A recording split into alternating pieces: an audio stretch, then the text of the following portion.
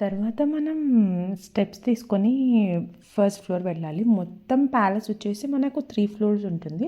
Ground floor, first and second floor. So, first ఫ్లోర్‌కెళ్ళిన తర్వాత అక్కడ మొత్తం అక్కడ కొన్ని బుక్స్ ఉన్నాయన్నమాట.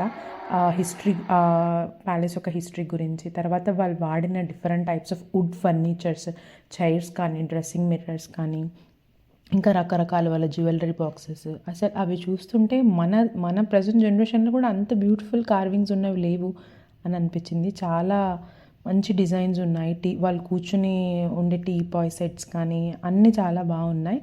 ఇంకా తర్వాత మనకు వాళ్ళు అప్పటి కాలంలో వాళ్ళు వాడిన యాక్సెసరీస్, జ్యువెలరీ కానీ, caps, dresses, different types of వాళ్ళు ఏమేమి వాడారో అప్పట్లో అని అన్నీ ఉన్నాయి.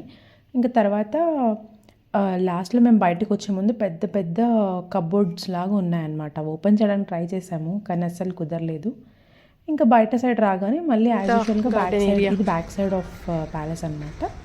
అక్కడ ల్యాండ్స్కేపింగ్ మొత్తం చాలా బాగుంది. ఇది బ్యాక్ సైడ్ నుంచి వ్యూ, గార్డెన్ ఏరియా అంతా ప్యాలెస్‌ది.